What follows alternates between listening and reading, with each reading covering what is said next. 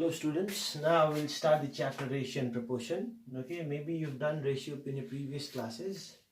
Let me just define what a ratio is. Ratio is a comparison between two quantities of same kind. Means when you compare two things, you get a ratio. Let us suppose number of boys to that of girls in your class. Let's say there are 20 boys and there are 30 girls in your class. So what is the ratio? The ratio becomes 2:3. Okay, this is the ratio of number of boys to number of girls. That means for every 2 boys there are 3 girls. This is the ratio. You must remember one thing. Whenever you find a ratio, you will not have any units. Why?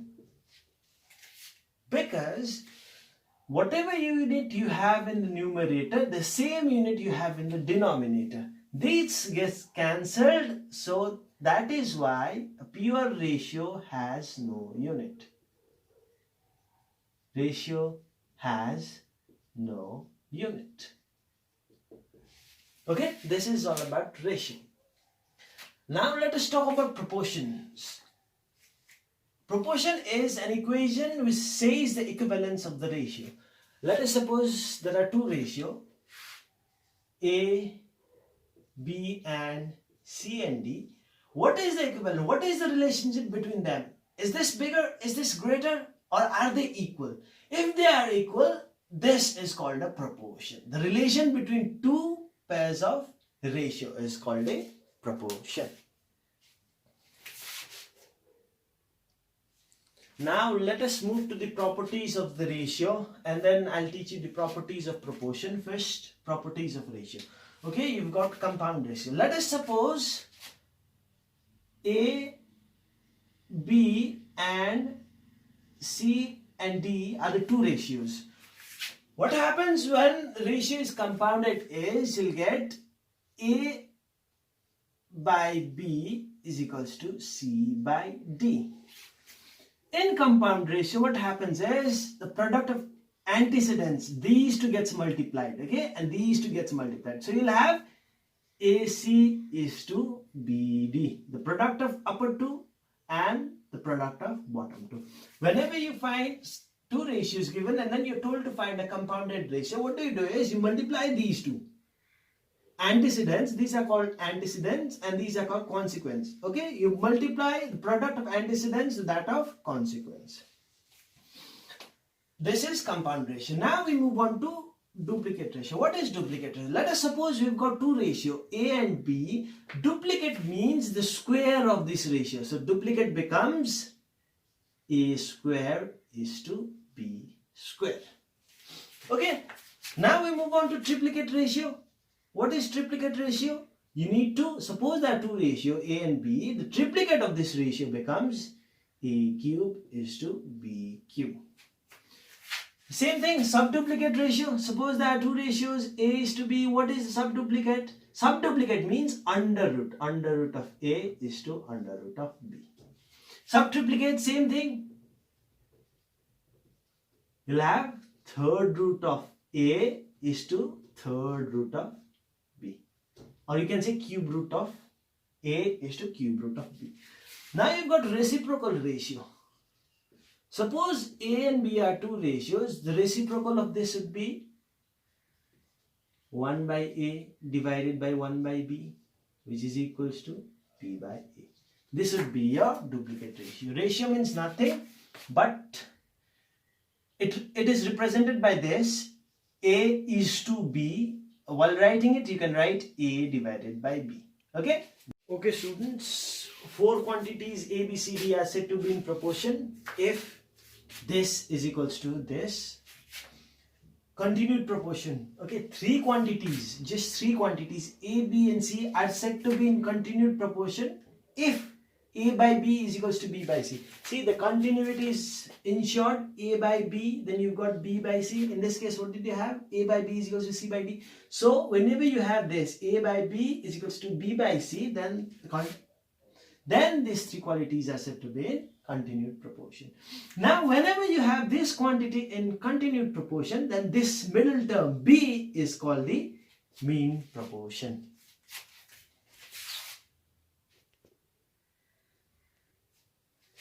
Okay, now students, we'll do the properties of proportion. As I've told, okay, let us suppose let A, B, C and D be in proportion.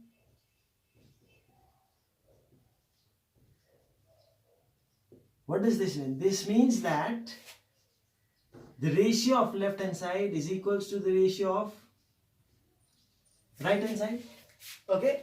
Now what happens when you apply invert tender is I reciprocal it. Okay. I take this into numerator, this into denominator. So this becomes B by A is equals to B by C. So what happens when you apply invert tender is this becomes B is to A is equals to D is to C. This is your invert tender. You're just inverting this. Okay. Alternando. Okay, let A, B, C, D be in proportion. This is applicable for all properties of proportion. Now we've got A by B is equals to C by D. Now first I'll cross multiply this. This becomes A into D is equals to B into C. Is this understood? Now I'll bring C down. A by C is equals to B by D. See what did I do? I just changed this. So this is your alternando. A is to C is equals to B is to D. When you apply our alternando, you can use this. A divided by B is equals to C divided by D becomes A is to C is equals to B is to D. Now I'll do componendo and dividendo. Again, the same thing, let A, B, C, D be in proportion. So when these are in proportion, what do you write? A by B is equals to C by D. Okay, I'll add 1 to both sides.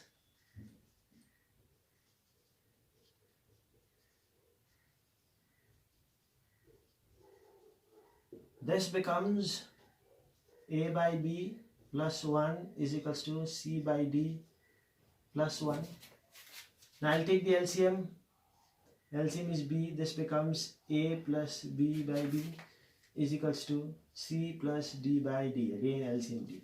So what happens when you apply this? This becomes A plus B is to B is equals to C plus D is to D. When you apply componendo, this is what you get. Okay, now let us see with dividendo. Okay, the 4 quantities are in proportion. So A by B is equals to C by D. I'll subtract 1.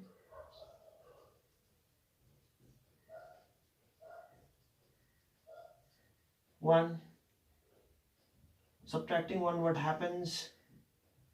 A by B minus 1 is equals to C by D minus 1. You get A minus B upon B is equals to C minus D upon D.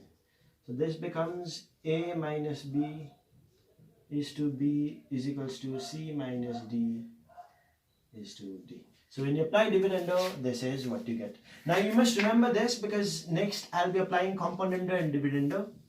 Okay, I'll be wrapping this and I'll be applying componendo and dividendo. Okay, now students, for componendo we got this. A plus B is to B is equals to C plus D is to D. For dividendo we got A minus B is to B is equals to C minus D. Now when we apply combining both, when we get this, now what do I do is I'll divide componendo by dividendo. Okay, I'll divide this by this, componendo by dividendo. I'll divide this. A plus B is to B divided by A minus B is to B is equals to C plus D is to D divided by C minus D is to D. Okay, what do I get this? A plus B divided by B whole divided by A minus B divided by B is equals to C plus D divided by D C minus D divided by D. Or else, I'll write it from here. This becomes A plus B divided by B into B divided by A minus B is equals to C plus D divided by D into D divided by C minus D. Cancel this. So I get A plus B divided by A minus B is equals to C plus D divided by C minus D. Which in turn becomes A plus B is to A minus B is equals to C plus D is to C minus D. So when you apply component